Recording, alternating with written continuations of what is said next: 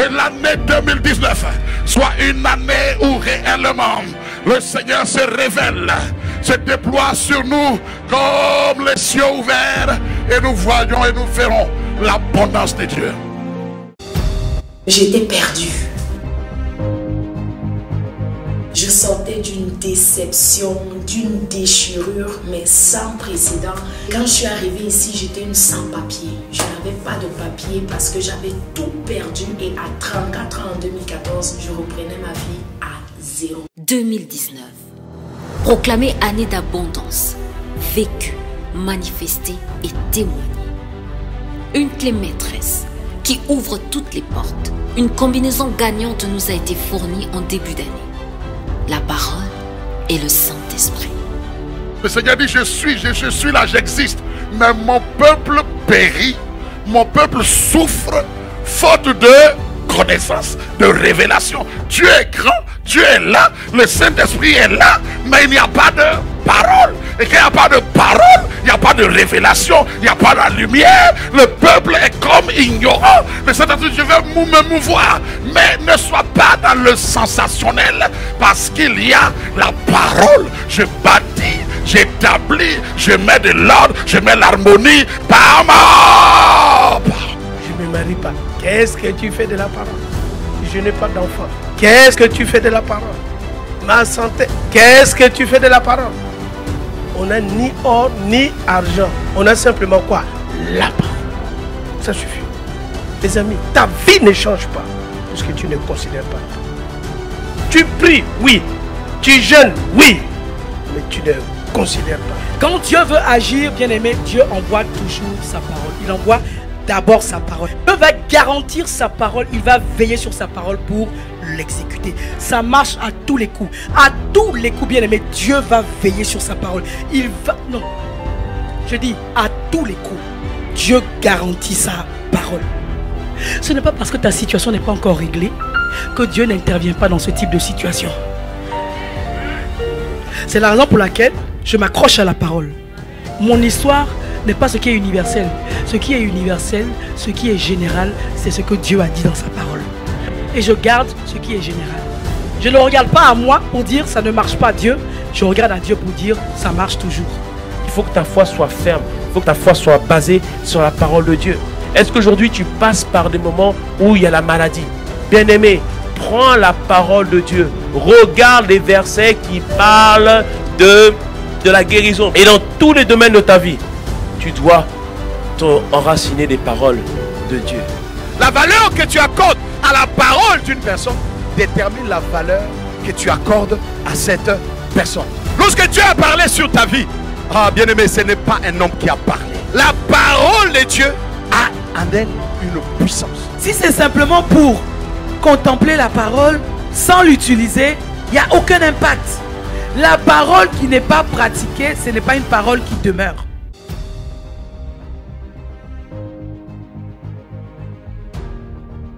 On s'est marié le 20 novembre 2010 et pendant la cérémonie de mariage du 20 novembre, beaucoup de paroles de malédiction ont été prononcées contre notre vie de couple, selon laquelle rien de bon ne sortira de ce mariage.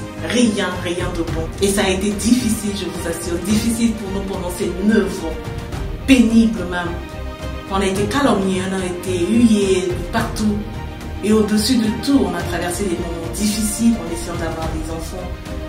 On a tout essayé, je vous assure, tout essayé, voir les médecins aller en Europe, tenter ce qu'il ne fallait pas, essayer tout ce que vous connaissez comme tout ce que les femmes essaient pour tomber enceinte. On a tout essayé, mais rien ne s'est passé. C'est la série des fausses couches qui s'accumule. Première fausse couche en 2015, 2016, encore une autre fausse couche.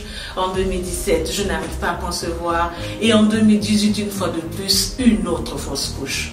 Et voilà que une famille en crise qui nous est chère, qui est à Montréal ici, nous dit changez un peu d'air, venez à Montréal. Juste à peine arrivé, il nous invite aux ADG d'Impact Centre Chrétien, au culte. Quand on est rentré dans cette atmosphère, trouver cette atmosphère, écouter ces prédications, je vous assure, ça nous a changé. Ça nous a fortifié, ça nous a montré une autre image qu'on n'avait pas. Ce qui nous manquait en fait, le pasteur Yahweh a prêché sur la graine de sénévé. Il a dit, tu as le pouvoir en toi, tu as la graine de sénévé. Tu peux dépasser la montagne qui est en toi. 3 mois après, me voici enceinte. C'était pas facile au début. Je me suis dit, est-ce que c'est la même histoire? Il y a la peur qui a voulu venir. On a tenu bon. Puisqu'on avait cette atmosphère de prière. Les cultes de 5 heures. On a vécu déjà l'expérience à Montréal. Les ADG, les cultes de dimanche. On sait comment se lever. On est parti partout en Europe. On a vu tous les médecins possibles. Mais c'est la grâce de Dieu qui est tombée ce jour. Il a dit que l'année, et cette année, c'était cette année de bénédiction. D'élargissement dans notre vie. Aujourd'hui, on a un enfant. J'ai cette conviction que ce n'est que le début d'une nouvelle vie. Dans la nouvelle alliance avec Jésus-Christ, les personnes qui portent du fruit ont une qualité commune qui fait toute la différence. La fidélité. Bon et fidèle serviteur a été le 2e thème de cette année 2019. J'ai vu des multitudes de croyants entendre la parole, croire dans la parole. Mais la majorité n'ont pas vu le résultat attendu. Alors qu'ils ont cru. La relation avec Dieu n'est pas une relation de copinage, n'est pas une relation d'amis, n'est pas une relation de partenaire d'affaires. C'est une relation d'alliance. Il y a des droits et il y a des obligations. On ne peut pas exiger de Dieu qu'il fasse tout alors que nous on ne fait rien. La fidélité appelle toujours l'abondance. Je te confierai beaucoup. Celui qui est fidèle dans les moindres choses, dans les petites choses, le sera aussi dans les grandes. C'est dans les petites choses, la fidélité dans les petites choses, que Dieu révèle les dons. Ce que tu fais fidèlement devient une habitude. Il y a des personnes, c'est pour servir Dieu. Même pour servir, ils vont attendre quand? Si le pasteur est là, ou si tel responsable est là, là on est zélé. Mais quand il n'y a personne, il ne bouge pas là-bas. Il ne bouge même pas. Quelqu'un qui n'a pas appris à semer dans l'œuvre de Dieu, quand c'est petit, ou quand il n'a pas assez de moyens, et qui se dit en lui-même, qui se séduit lui-même, quand j'aurai beaucoup, je vais donner comme ça au Seigneur. Frère, c'est pas besoin d'un prophète, c'est pas vrai. Membre de ICC Gatineau Ottawa. Il y a cela une année et 4 mois, on m'a diagnostiqué avec l'hépatite C. La nouvelle m'avait tellement perturbée.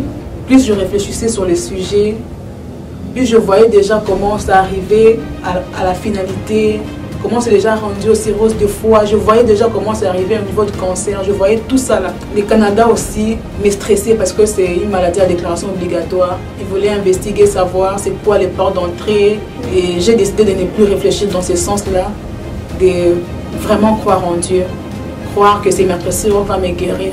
Et j'avais décidé de ne pas en parler. Où je venais voir la Pétonie pour lui demander de prier pour moi. Et pendant ce temps-là, il y avait tellement de paroles qui venaient m'encourager, qui venaient me dire tiens, bon Dieu va agir. Et j'ai continué à prier comme ça. Chaque fois que je prenais la Sainte Sainte, je proclamais l'autotransfert. C'était devenu pour moi un moment vraiment crucial. Je continuais, je priais, je n'ai pas lâché, je venais servir. Et un jour, le pasteur Ivan, de loin où il était, il a dit avant le 20 décembre, tu auras le résultat que tu es en train d'attendre. Et ce jour-là, il a prié spécialement pour l'hépatite C. Il a cité, j'ai dit c'est moi, j'ai pris cette parole. Et c'était le 19 décembre que j'ai reçu mes résultats, c'était négatif. L'hépatite C a été irradiée par les maîtres sœurs de Jésus. Supposons que j'ai le don de prophétie, que je comprenne tous les mystères et que je possède toute la connaissance. Supposons même que j'ai dans toute sa plénitude la foi qui peut transporter les montagnes. Si je n'ai pas l'amour, je ne suis rien. L'amour, agapé, le secret majeur des plus que vainqueurs, nous a été révélé lors du séminaire spécial du mois d'octobre avec le pasteur principal des églises impactantes chrétiens, le pasteur Ivan Castan. Qui est qualifié de plus que vainqueur? C'est ceux en qui, agapé, malgré tout ce qu'ils ont traversé, l'amour de Dieu demeure intact en eux. Ma Bible dit dans 1 Jean 5, verset 3 à 4, que l'amour de Dieu consiste à garder ses commandements. Et ces commandements ne sont pas pénibles, parce que tout ce qui est né de Dieu triomphe du monde. Et la victoire qui triomphe du monde, c'est notre foi. Il a dit, vous serez mes martyrs. Dieu cherche des martyrs, des gens qui sont morts à eux-mêmes. Parce que quand ils sont morts, c'est alors qu'ils peuvent vivre. Aime ton prochain comme toi-même. Aime ton prochain comme toi-même. Voici la loi du royaume. Voici la loi royale. Voici la principale loi de notre royaume. Du royaume de Dieu. Voici la principale loi du royaume de Dieu. Aime ton prochain comme toi-même. Ça résume tout ce qui a été donné dans les 10 commandements et tout. Si tu aimes ton prochain comme toi-même, il n'y a pas autre chose que tu ne peux pas faire. L'amour est une action. Tu ne peux pas aimer et ne pas agir. Impossible. Nous avons expérimenté le pardon de Dieu. Donc ici, il y a un peuple qui peut comprendre et exercer le pardon. Ce n'est pas quelqu'un qui est dehors qui ne connaît pas Jésus, mais c'est toi et moi. Quand je suis arrivée ici, j'ai d'abord écouté les prédications du pasteur Ivan sur internet. Quand je l'ai écouté, quand il parlait du Saint-Esprit, que le Saint-Esprit est une personne, qu'il est glorieux et qu'il est une aide pour nous, j'étais comme waouh. Donc jusqu'à ce que j'arrive ici le 31 décembre, j'ai vu la gloire de Dieu sur Papa Célestin Yao. Puis j'ai dit waouh, le Saint-Esprit est vraiment ici. Et le Saint-Esprit m'a fait comprendre que je devais rester ici. Alors en 2019, les enseignements étaient merveilleux. La façon extraordinaire dont le Saint-Esprit me façonnait, parce que j'étais brisée en moi, je me sentais rejetée, salie. Mais le Saint-Esprit, au travers des enseignements, au travers de cette merveilleuse famille, me faisait comprendre à quel point j'étais une créature merveilleuse. Je me levais le matin, dans la prière, je me sentais grandir. Je sentais la présence du Saint-Esprit. Et puis, le Saint-Esprit me rendait utile auprès de mes frères et sœurs et tout. C'était formidable. Quand je suis entrée ici, une fois s'est élevée en moi, je voyais des hommes et des femmes qui se déployaient pour le service de Dieu et j'aimais ça. C'est-à-dire je me sentais à la bonne place, alors j'ai commencé aussi à me déployer. Et j'avais commencé à confier mon dossier d'immigration à Dieu. J'ai dit Seigneur, quels qu'en soient les cas, je te recommande toutes choses. Je sais que tout va bien aller. Et je travaillais, j'étais gérant dans un magasin. J'ai commencé à écouter, à suivre les cours, la Samba, oh mon Dieu, la Samba. C'était quelque chose de formidable. J'ai rencontré une famille merveilleuse, des formateurs vraiment qui me boostaient. Et j'ai continué. Au milieu de l'année, en mai, on me renvoie mon travail. On me dit, ben, on n'a plus de job pour toi, on ferme la boutique, tu peux rentrer chez toi. Mais là, j'étais comme, au lieu d'être, comment je peux dire, triste, mais j'avais une paix intérieure, mais pas possible. À un moment donné, ma chère me dit, mais non, il faut porter plainte, normalement, ils doivent te payer, ils doivent t'indemniser. Mais je sentais un calme, une paix en moi. Puis j'ai commencé à vouloir développer mon entreprise, mais j'étais toujours avec le Seigneur. Puis j'ai écouté les enseignements. Alors, comme ça, je suis restée dans la présence de Dieu, j'ai commencé à faire mes activités. Un jour, j'ai posté mon CV à Yves Rocher. À ma surprise, on m'appelle. Alors, je pars à Yves Rocher. Là, la directrice m'appelle, elle me dit, c'est toi qu'on veut. On te veut vraiment, je tiens vraiment à travailler avec toi et tout. Et mon salaire a augmenté. Écoute, c'était plus élevé que mon ancien salaire. Les avantages sociaux et tout. Et puis des concours qui te font voyager gratuitement. J'étais comme, le Seigneur, c'est quoi ce travail-là? Puis je pouvais gérer mon temps, gérer tous mes horaires comme je veux. Et là, ils m'ont nommée directrice d'un grand magasin à Yves Rocher. J'étais comme... Écoutez, je suis allée à la convention, j'étais la seule noire parmi plus de 200 directrices. Et comme si ça ne suffisait pas en 2019, là on m'appelle le 18 novembre, on m'annonce que j'ai une audience pour ma résidence. Arrivé là-bas, je devais faire 3 heures d'interview, ça n'a même pas pris 2 heures. La madame en plus, non seulement ça, elle me donne ma résidence, mais elle me dit, toi on va te considérer comme une personne protégée, donc tu es considéré comme une réfugiée. Tout vient d'un coup comme ça, j'ai dit gloire à Dieu. plus que jamais, à partir de cette saison, Impact Centre Chrétien, nous allons devenir une église qui témoigne, une église qui va, une église qui proclame. Et on va aller partout. On va aller dans nos familles, on va aller dans les centres commerciaux, on va aller dans les rues, on va aller dans les boîtes aux lettres et on veut raconter ce que le Seigneur Jésus a fait. Une famille qui ne se contente pas juste de voir leur vie luire, mais qui désire aussi voir d'autres vies resplendir. Et le père de toute la famille ICC, le pasteur Ivan Castanou, a initié ce mouvement Oser Jésus, qui a pour but d'aller chercher les perdus. Et beaucoup ont été sauvés par la sortie massive de tous les membres des campus ICC partout dans le monde. Quelle grâce, quel privilège de servir le roi des rois. Waouh! Tout simplement une famille en mouvement.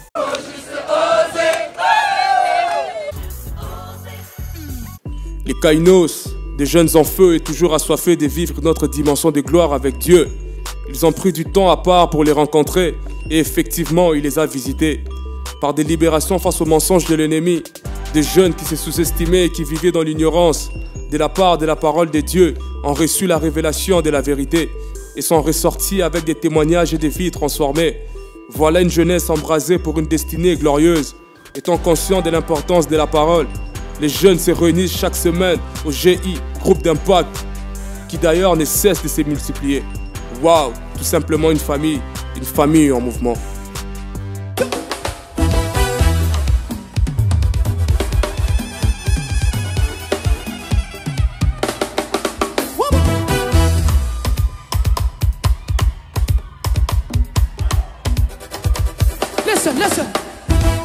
Nous sommes au service d'un Dieu de grâce. Les Caïls manquent de mots pour l'exprimer. Amour, pardon, repentance, danse, faveur, délivrance décrivent bien leurs différents rendez-vous. Waouh! Tout simplement une famille en mouvement. Alors que certains disaient oui à l'agneau de Dieu, en témoignant publiquement leur appartenance à Christ, le Sauveur glorieux, en passant par les eaux du baptême, pour montrer à quel point qu'il l'aime. Entre tant d'autres quittés parents et amis, pour s'unir dans le lien sacré du mariage et des temps émouvants de célébration et de réjouissance. En résumé, leur reconnaissance envers celui en qui ils ont mis leur confiance. Waouh! Tout simplement une famille en mouvement. Si je dis ignorance endommagée, mentalité du royaume révélée, sans aucun doute tu me diras IEBI, Impact École Biblique Internationale a fait son entrée en Amérique du Nord. Une centaine d'étudiants diplômés pour dominer dans le couloir de leur destinée.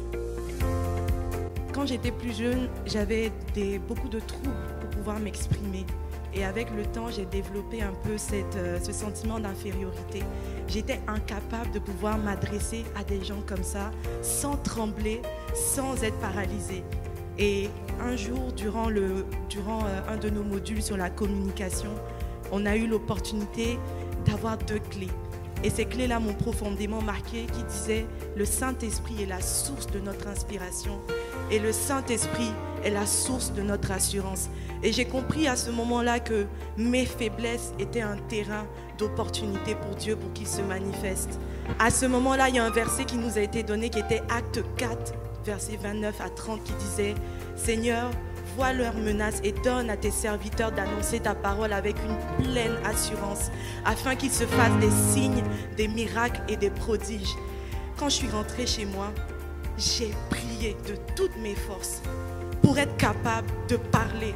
Parce que la seule arme que j'ai dans ce monde, c'est être capable de m'exprimer. Parce que le Saint-Esprit est toujours avec moi. Une bouche fermée est une destinée fermée. Et à ce moment-là, j'ai prié de toutes mes forces et une occasion m'a été donnée de pouvoir prendre la parole en public. À ce moment-là, alors que mon âme a voulu s'effrayer, j'ai senti la main du Seigneur sur mon cœur qui m'a dit « Je suis avec toi ».